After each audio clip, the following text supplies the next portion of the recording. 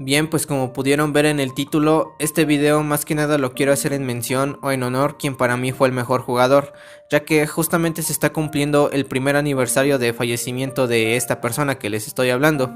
Él era mi amigo, se llamaba Alberto, tan solo era un adolescente de 16 años de edad, padecía de una enfermedad llamada fibrosis pulmonar, la cual poco a poco iba acabando con su vida.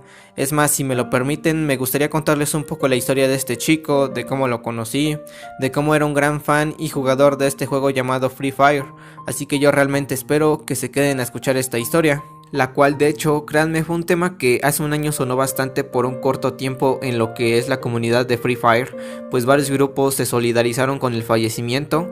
Por aquí les estaré dejando una prueba de ello y más adelante les estaré hablando sobre esto.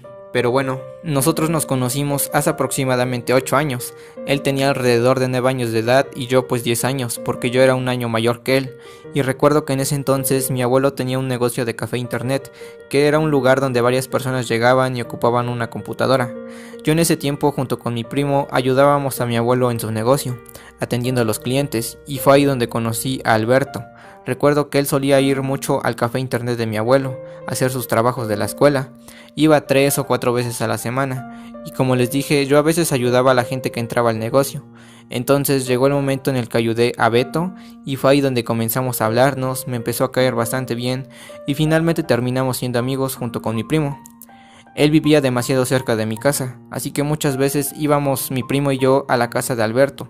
Nos poníamos a jugar fútbol o nos poníamos a jugar en una máquina de videojuegos que tenían los padres de Alberto en su negocio. Incluso recuerdo que algunas veces mi primo y yo nos quedábamos hasta noche en casa de Beto jugando, que inclusive nuestras madres nos regañaban porque ya era demasiado tarde. Lo bueno de todo es que vivíamos cerca, así que no había tanto problema. Vaya que teníamos una bonita amistad y así fue por un buen tiempo, pero llegó un momento en el que nos empezamos a distanciar porque ya no salíamos a jugar, prácticamente ya no íbamos a su casa y él también ya casi no iba al café internet de mi abuelo. Entonces pues sí nos distanciamos bastante, ya no nos hablábamos para nada. Él iba en una escuela diferente, así que ni para hablarle por lo menos en la escuela, porque yo prácticamente ya no salía de mi casa y pues así ocurrieron las cosas. Nos dejamos de hablar como aproximadamente 3 años, en el cual durante todo ese tiempo en serio que no supe nada de él, ya nunca lo volví a ver.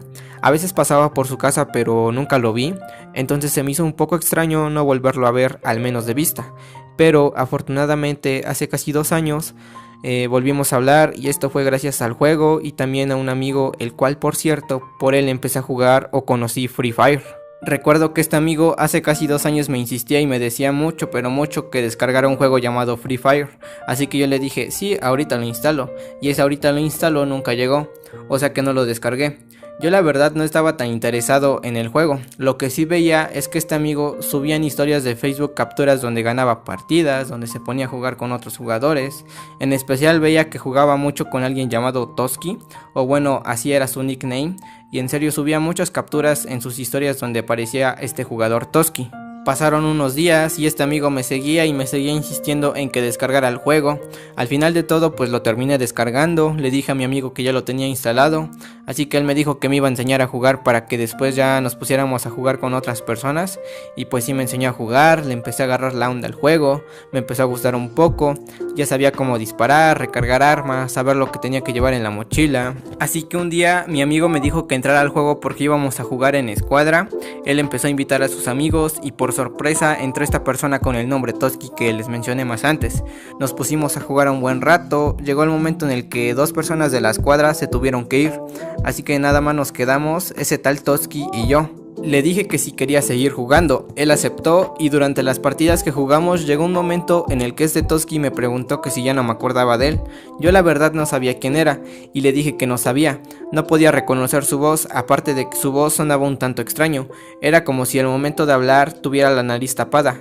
No sé si me explico, pero como les digo, se escuchaba extraño su voz, entonces por ello no pude reconocer quién era por más que me preguntara. Después me empezó a hacer preguntas de que si ya no me acordaba cuando iba al café internet de mi abuelo, de cuando iba junto con mi primo a su casa, y ahí fue cuando me acordé y dije, ¿eres Alberto? Y yo, sorpresa, me dijo que sí. Yo en ese momento la verdad me quedé bastante impresionado. Recordemos que por casi 3 años no supe nada de él, entonces cuando me afirmó que era Alberto, yo no dudé en empezarle a preguntar por qué nunca más lo volví a ver, qué había sido de él y en dónde estaba, y justo aquí es donde empieza la parte más triste de esta historia. Alberto comenzó a decirme que no se encontraba bien de salud, que tenía una enfermedad llamada fibrosis pulmonar, la cual ya llevaba aproximadamente 2 años que le detectaron.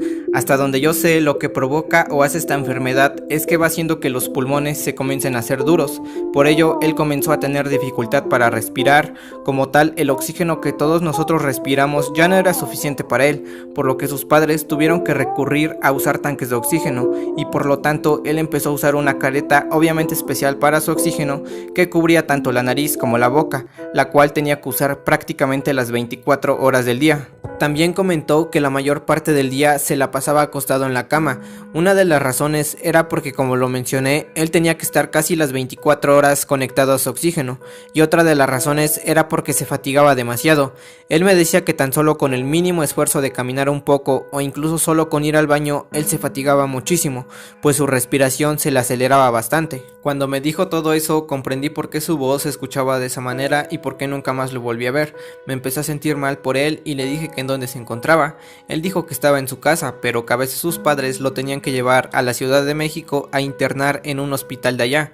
Nosotros somos del estado de Puebla, que son como 3 o 4 horas de camino en automóvil, que para él sí era bastante tiempo, por lo mismo de sus tanques de oxígeno. Como él dijo que se encontraba en su casa, yo no dudé en decirle si había una posibilidad de ir a visitarlo. Él dijo que sí, que no había ningún problema. Nos pusimos de acuerdo y quedamos de vernos tal día. Llegó el momento en el que fui a su casa, yo le avisé que ya iba para allá. Cuando llegué me atendió una hermana de él, le dije que venía a visitar a Beto y me llevó a donde él estaba, que era su habitación. Al momento de entrar, lo primero que vi fue a Beto sentado en la cama viendo televisión. Tenía puesta su careta de oxígeno, yo lo saludé, le pregunté que cómo se encontraba, él dijo que estaba bien, comenzamos a platicar, y mientras platicábamos yo me percaté de lo mucho que cambió en cuanto a su físico, pues recuerdo que él era de piel morena y era gordito, pero en ese momento lo vi de piel blanca o pálida y que estaba muy delgado. Supuse que esos cambios eran por lo mismo de su enfermedad, así que después me di a la tarea de investigar sobre los síntomas que causa dicha enfermedad, y en efecto sí era por eso.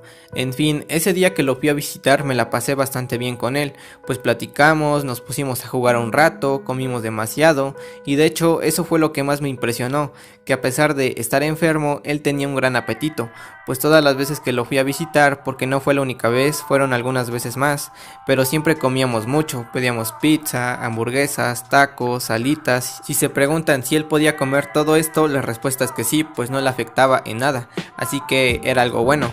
Pasaron meses en los cuales jugamos bastante, lo iba a visitar como lo acabo de mencionar, comenzamos a ser nuevamente buenos amigos, él jugaba demasiado bien, era muy estratégico, pues todos los días él jugaba.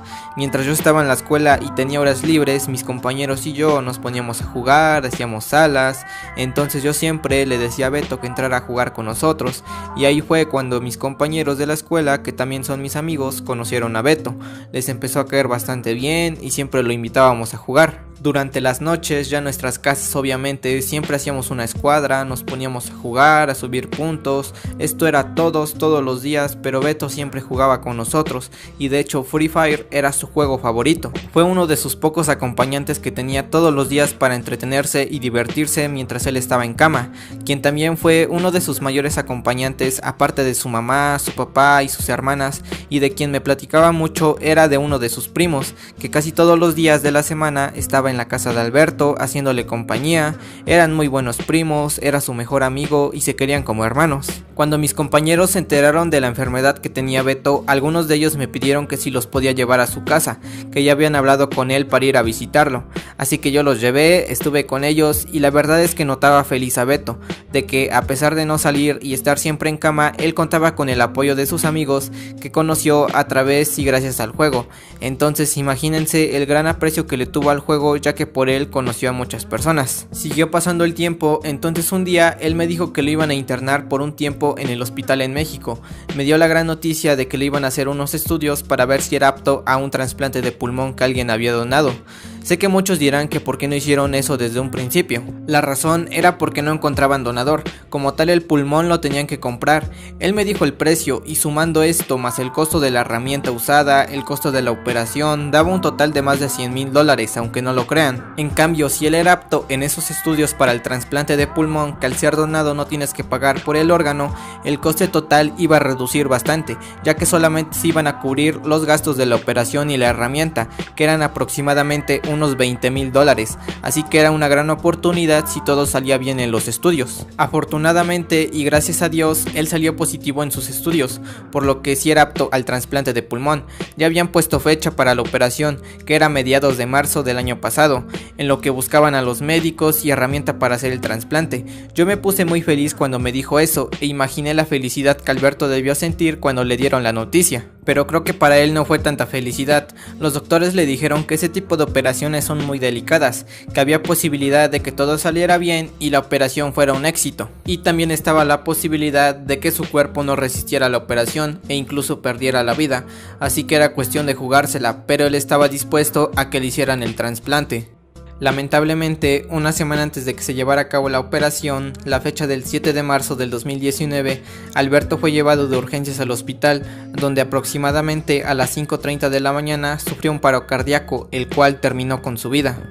Yo recuerdo que venía regresando de la escuela ese día, aún no estaba enterado de la noticia, cuando de repente mi madre me preguntó que si sabía algo de mi amigo Alberto.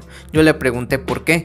Ella contestó que hace unas horas pasó por donde él vive y vio que habían puesto un moño color blanco en la entrada de su casa, que había gente y unos momentos después se escuchó una ambulancia en la calle donde él vive. Inmediatamente tomé el celular y le mandé un mensaje a Beto, pero no le llegaba. Entonces le mandé un mensaje a su primo de que si le había pasado algo, y él finalmente me afirmó que había fallecido. Cuando vi ese mensaje me solté a llorar como no tienen ni idea, tan solo de pensar en que ya nunca más volvería a ver a ese amigo, ya nunca más volvería a jugar con él, de que sus esperanzas para llevar una vida más normal con ese trasplante de pulmón ya no se iban a hacer realidad. Como les dije, la operación estaba fijada para mediados de marzo y él falleció una semana antes de llegar a eso. Sin duda, para mí eso fue lo más doloroso. Durante su funeral, mis amigos, que también ya eran los amigos de Beto, y yo le hicimos un pequeño arreglo floral, se lo dimos a sus padres para que fuera puesto en su sepulcro, lo velamos por una noche y al día siguiente le hicieron su santa sepultura, en donde él ya está descansando en paz. Como les mencioné al principio del video, el fallecimiento de Alberto fue algo que se habló desde hace un año en la comunidad de Free Fire, y esto fue porque un amigo dio la noticia de su muerte en un grupo bastante grande que se llama Free Fire Latinoamérica. Puso algunas capturas, empezó a tener bastantes reacciones y de ahí varios otros grupos hicieron homenaje en honor a él en salas personalizadas. De hecho, aquí están algunas pruebas de ello.